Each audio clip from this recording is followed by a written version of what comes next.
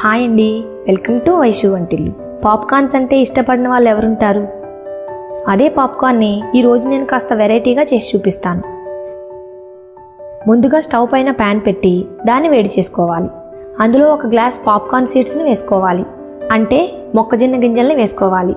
ఇవి normal seeds కాదండి, popcorn కోసం సపరేట్గా సీడ్స్ ఉంటాయి, అవి తీసుకోవాలి. వీటిని ప్యాన్లో వేసి మీడియం ఫ్లేమ్లో బాగా ఫ్రై చేసుకోవాలి.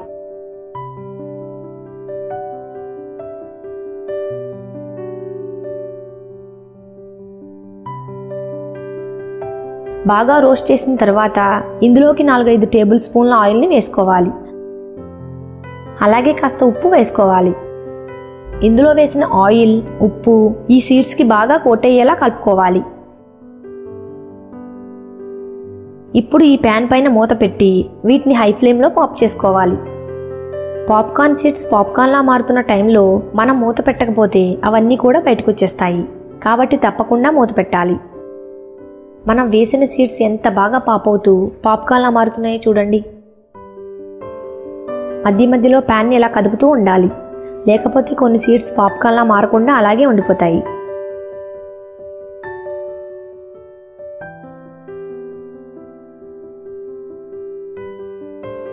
ఇప్పుడు ఒకసారి మూత తీసి చూద్దాం.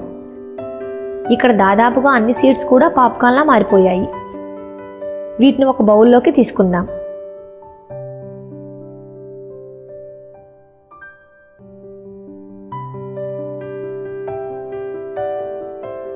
ఇప్పుడు మనం పాప్కార్న్ కోసం క్యారమిల్ని తయారు చేసుకుందాం.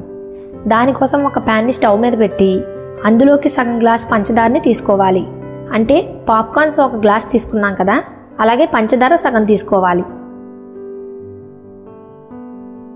ఈ పంచదారలోకి వాటర్ వేయకుండా ఆ పంచదారని అలాగే మెల్ట్ చేసుకోవాలి.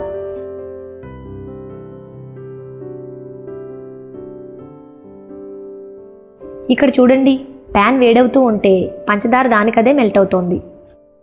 ఇలా కలుపుతూ పంచదార మొత్తం కరిగించుకోవాలి.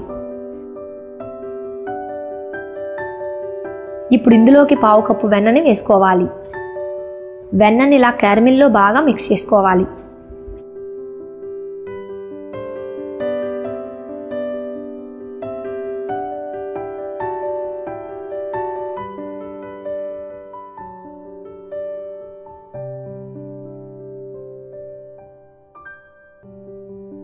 తర్వాత ఇప్పుడు మనం ఏ గ్లాస్తో అయితే పాప్కార్న్ తీసుకున్నామో అదే గ్లాస్తో ఒక గ్లాస్ పాలు తీసుకొని వాటిని కొద్ది కొద్దిగా ఇందులోకి వేస్తూ బాగా మిక్స్ చేసుకోవాలి. పాలన్నింటినీ ఒకేసారి ఇందులోకి వేసుకోకూడదు. ఒక గ్లాస్ పాలను 3 సార్లు వేసుకొని బాగా మిక్స్ చేసుకోవాలి. ఇలా ఇదంతా ప్యాన్లోకి అంటుకోకుండా బాగా మిక్స్ చేసుకోవాలి. తర్వాత దీన్ని 3 నిమిషాల వరకు బాగా ఉడికించుకోవాలి.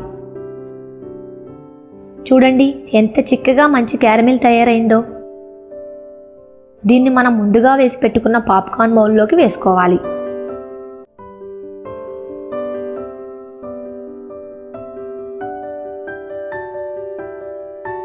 మొత్తం పాప్కార్న్కి ఈ క్యారమిల్ బాగా మిక్స్ అయ్యేటట్లు ఈ విధంగా ఒకసారి బాగా కలుపుకోవాలి.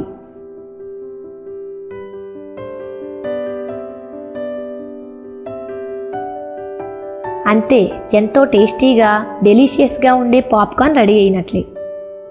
వీటిని బౌల్స్లోకి సర్వ్ చేసుకుంటే సరిపోతుంది. ఇది పిల్లలకి బాగా నచ్చుతుంది. కాబట్టి ఒకసారి మీరు కూడా ఈ రెసిపీని తప్పకుండా ట్రై చేయండి. ఇది మీకు ఎలా వచ్చిందో కామెంట్ చేసి తెలియచేయండి. ఇలాంటి మంచి టేస్టీ రెసిపీస్ కోసం ఈ వీడియోని లైక్ చేసి మన ఛానల్కి సబ్స్క్రైబ్ చేసుకోండి. Thanks for watching.